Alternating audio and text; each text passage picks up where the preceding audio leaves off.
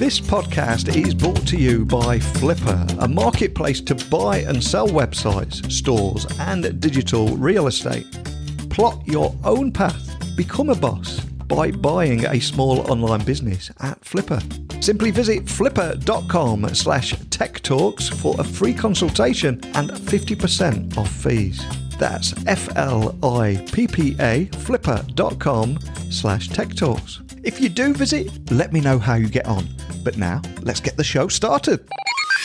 Welcome to the Tech Talks Daily Podcast, where you can learn and be inspired by real-world examples of how technology is transforming businesses and reshaping industries in a language everyone can understand. Here is your host, Neil C. Hughes. Welcome back to the Tech Talks Daily Podcast. How are you all doing out there, gang? You enjoying a bit of summer sunshine? Maybe you're in a part of the world where there is no summer sunshine at this time of the year, and I got my seasons all muddled up. But hopefully, whatever the weather is doing, you've still got a big smile on your face. And one of the things that I've learned recently is, despite as consumers, our growing reliance on an online marketplaces, especially during social distancing, many still don't have adequate levels of assurance for verifying customers.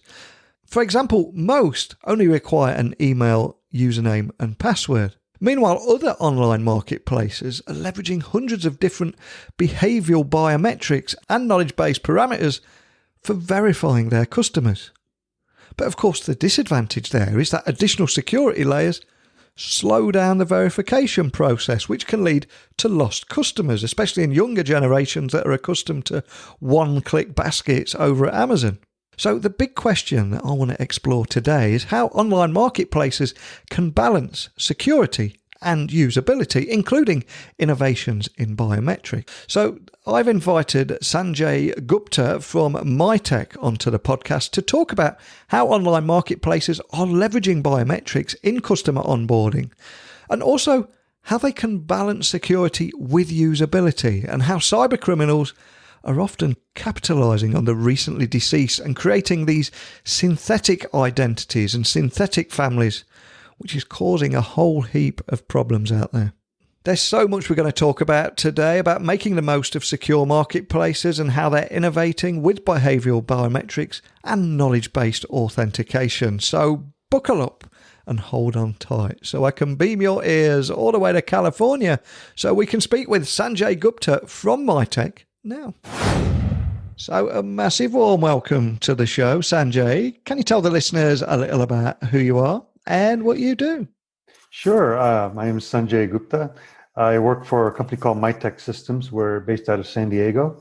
I run their products team and also their corporate development, which is responsible for technology partnerships. And for people tuning in, hearing about Mitek for the first time, it's my understanding that Mitek is a global leader in mobile capture and digital identity verification solutions that are all built on the latest advancements in artificial intelligence and machine learning. But can you tell me a little bit more about how you're helping businesses accelerate the digital transformation of your business with digital identity verification? Because I think it's amazing what you're doing here, and it's an area that probably a lot of people listening or a lot of business leaders won't be too familiar with. Yeah, I mean, digital identity verification, that seems like a mouthful. Yeah. But if you consider, there are companies and the marketplaces, and not just marketplaces, but banks, the likes of Airbnb. What are they all looking for? They're looking to attract new customers. So the question then becomes, are you attracting a new customer that's a good customer, that's not a synthetic or a fake or a fraudulent type of identity? So we're helping these businesses at the time of onboarding look at the credentials of that individual via them supplying some sort of a government issued ID and also supplying their biometric, in this case, a selfie, and then being able to match the photo that's on the government issued document with the selfie that they're supplying, additionally running various checks on the ID document itself to determine that the person is really who they claim to be at the time when they're onboarding to create a new account. In many ways, Mitek feel like almost like an unsung hero, and invisible to many people, because you have so many customers, including big names such as Airbnb, Instacart, and 99 of the top 100 US banks. I'd love to know who that one that isn't. But to get everyone up to speed, can you tell a little bit more about identity verification and how you make it possible? And it's an area, because I think it's an area that we all take for granted. We all log into websites. We've got username and password or an email address. But tell me a little bit more about what you guys are doing differently. So our heritage business is really around what we call mobile deposits. And I know in the UK, you guys still have checks running around, as I recall. Yep. In the US, we have close to 17 to 18 billion checks that are still running in the system. So that technology really was around capturing the check image, both front and back. And so to date, we've done over 3 billion checks have been deposited using our technology. And so that's where you see the banks. We actually have close to 6,100 banks in the US that use that technology. And we have repurposed that technology to be able to take advantage of taking a picture of an identity document. And so it's a seamless interaction with the customer, right? It's not that the customer is actually clicking on the phone to take the image. They actually hover over the ID document, and then the AI, the machine learning algorithms, automatically take the best picture that's available, and that gets sent to processing on the back end. And you're right, most consumers would never know whether you're using it for check deposit or whether you're using it for identity verification, that it's really Mitek underneath the hood there. One of the big problems, of course, is anything relating security and privacy usually comes at a price, and that price is usually usability. And over here in the UK and Europe, we've had GDPR, which is obviously a great thing, but also usability has taken a big hit because it suddenly takes 6 or 7 clicks just to read a news article. So with that in mind, I'm curious, how do you think online marketplaces can actually balance security with usability? That's a great question. Obviously, consumers that are relying on an online marketplace, they really need to get the goods that they want, or the goods or services that they're looking for, especially in this pandemic time period. But what many online marketplaces, they still don't have today is really an adequate level of assurance for verifying users and new customers. So for example, many of them, you just fill out a form and maybe supply your username, create a new account, and then you're on your way, right? And so it's critical that the marketplaces have this as a user-friendly interface to get customers onboarded. But it's kind of at the expense of the security measures that should be put in place, not only for the marketplace itself, but also for that particular consumer.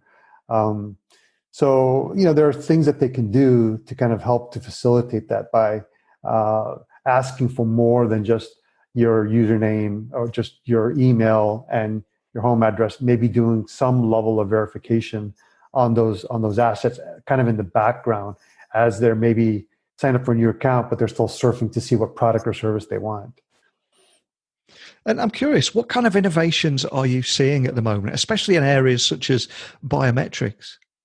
So once you've given a customer an account, then how fast can they access their account? So traditionally we think of username, password, but you're right in terms of the innovations around biometrics. So the ability, and people probably see this more often than not now, where the fingerprint, using your fingerprint to log into your account, or using your face to log into your account, a selfie, supplying a selfie to log into your account. But there are even more advances that are kind of underneath the hood that your device itself could be a fingerprint or a proxy for you as a user.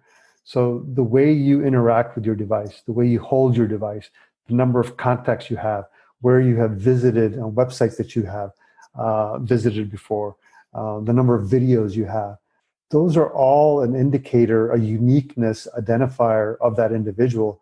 And in some instances, marketplaces and even like large credit card companies, they're taking advantage of those types of signals to say, oh, this person is really who they say they are, and not even asking that consumer once they're, let's say, logged onto their device and they press a button to go onto that particular account, they're not even asking for any other further credentials. So it's really fast friction, but it can also be scary for consumers. It really can. And before you came on the podcast today, I did a little bit of research on some of the work that you're doing and some of the reports that you've published. And I quickly learned a little bit more about how cyber criminals are capitalizing on recently deceased and even going as far as creating synthetic identities and synthetic families. But for people that have never heard about this before, can you just expand on that for me? Yes, sure. This has been an ongoing problem for years. I mean, for centuries, actually. If you think about the idea that when somebody's deceased, their credentials are still maybe active. So that concept has been traditionally it's called ghosting, right? It seems like a weird term, but it's probably appropriate. So people have stolen identities in the past of recently deceased people. But what's different is that the cyber criminals are now starting to use those credentials. In the US, we call it like a social security number. You probably have something equivalent in the UK.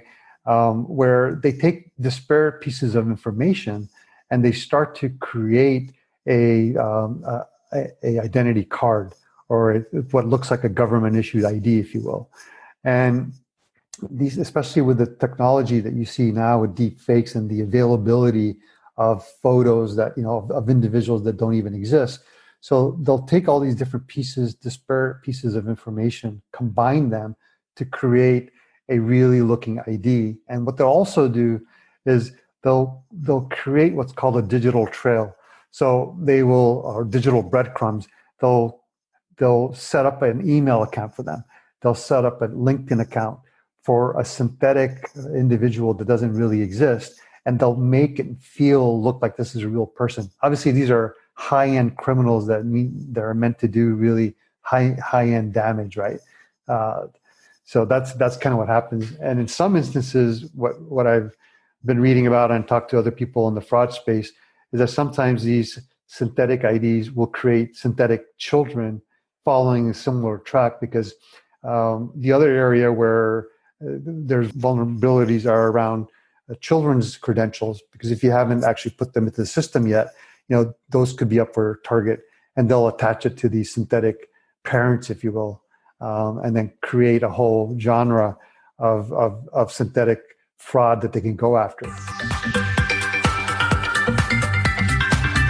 I've had countless emails from listeners over the last few weeks talking about their fears and concerns around job security, while also seeing their interest rates on their savings drop considerably. And as a result, many are beginning to look at how they can invest in their future in an uncertain time. Could digital assets be the answer? Now, you might remember that I spoke to Blake Hutchinson, CEO at Flipper, on episode 1194 about how to buy digital assets and websites. In a nutshell, Flipper is a marketplace that you can buy and sell websites, stores, and digital real estate that are just ready to go. So if you do have dreams of running your own successful online business, or perhaps you're looking to exit your existing online business, my friends at Flipper can help you buy and sell. So if you're interested and want to find out more, please visit flipper.com/techtalks. That's FLIPPA.com/techtalks for a free consultation and also 50% off all fees. But now, back to the interview. I'm curious, how is identity theft changing or evolving during the pandemic? Have you noticed any changes there? So, we typically don't see the results of it until like months later. Yeah. But talking to other folks, when we talk to banks, we talk to the frauds teams in these different areas, they've seen kind of an uptick in fraudulent activity just in general to begin with, given that there's a lot more transactions that are happening online right now. And fraudsters are taking advantage of that. So, for example, in the U.S., we've delayed the government's given us a delay in filing our taxes till end of July, or middle of July. And so that poses an opportunity for fraudsters to fake themselves and maybe file fraudulent tax claims to try to get a refund.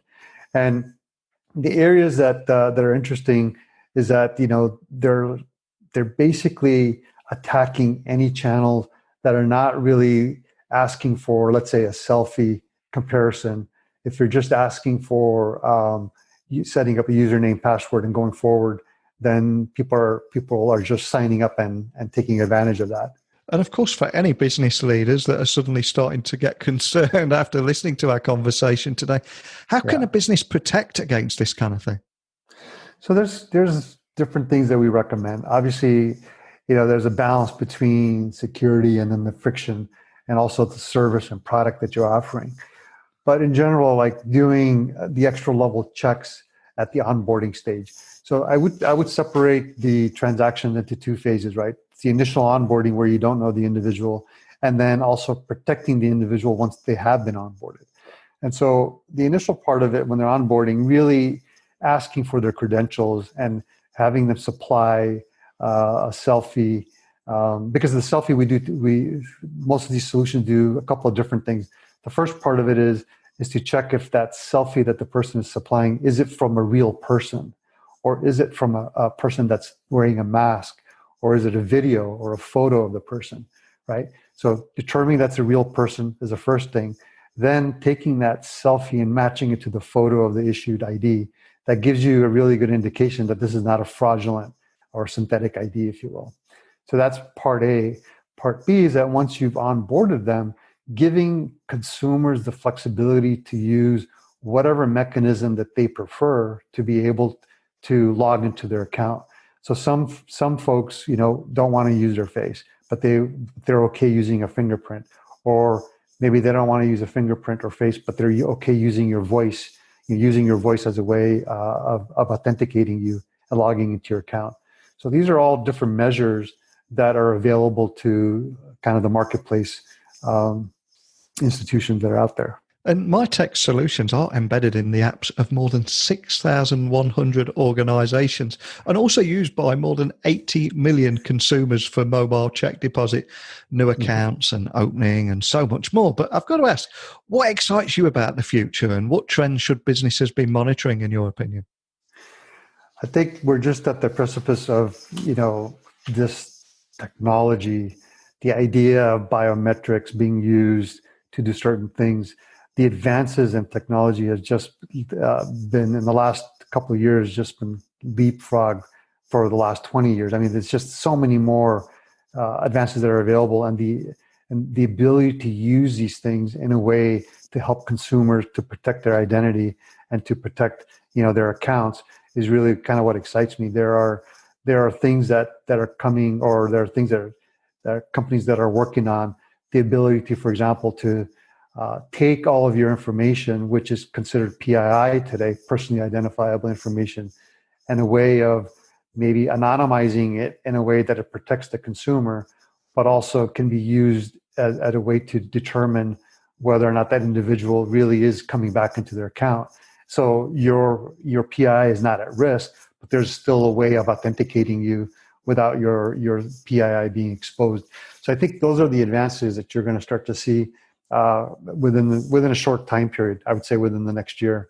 And then as technology just evolves, right, the ability to kind of just help consumers and protect their information is really what kind of excites me. But what also scary is that same technology is also available to the fraudsters. So there's always this cat and mouse game that we're playing with them. Well, thank you so much for taking the time to come and chat with me today. I think we're only scratching the surface on the subject. So for anyone that'd like to carry on the conversation that we've started today, could you point everyone in the direction of where they can find Mitek online, and also how to contact your team if they've got any questions? Sure. They can contact me at Mitek Systems, Sanjay Gupta. I'm also on LinkedIn. So I'm happy to respond in any of those two areas. Fantastic. Well, thank you so much for coming on today. I'd love to catch up with you a little later on in the year and explore even deeper mobile capture and digital identity verification, and also those advancements in artificial intelligence and machine learning. So I'd love to connect with you on LinkedIn myself. We'll have another chat later on in the year. But more than anything, just a big thank you for joining me today, Sanjay. Absolutely, Neil. It'll be a pleasure to come back on your show again. So thank you for having me. Talk about every day being a school day. I mean, I learned so much there about how online marketplaces can balance security with usability, including so many innovations in biometrics there that I wasn't too familiar with before today's conversation. And also, of course, how cybercriminals are capitalising on the recently deceased and creating synthetic identities and synthetic families that I had no idea on. But what about you? What were your takeaways? Is there anything you'd like to comment on in the conversation? Or did we miss something today that you feel that you need to add to that discussion? This is an open forum. You can just simply send me a comment, a question, or even a pitch to come on the podcast. All you need to do is email me, techblogwriter@outlook.com, Twitter, LinkedIn, Instagram at Neil C. Hughes, and my website if you'd like to work with me or browse through 1,250 plus interviews that we've done on this daily podcast. Whatever it is, I've got an open door policy. I'm the easiest guy in the world to find. All I ask is don't just go straight in with a sales pitch. Say a big friendly hello. Tell me a little bit about yourself and how you listen to the show. But because I want to get to know you all as listeners. But before I get all emotional and over sentimental, I'm going to wipe my ear. I'm going to wipe my eye and walk off into the sunset. It's just a bit of dust in my eye you appreciate. So a big thank you for listening. And until next time, don't be a stranger. Thank you for listening to the Tech Talks Daily Podcast with Neil C. Hughes. Remember, technology works best when it brings people together.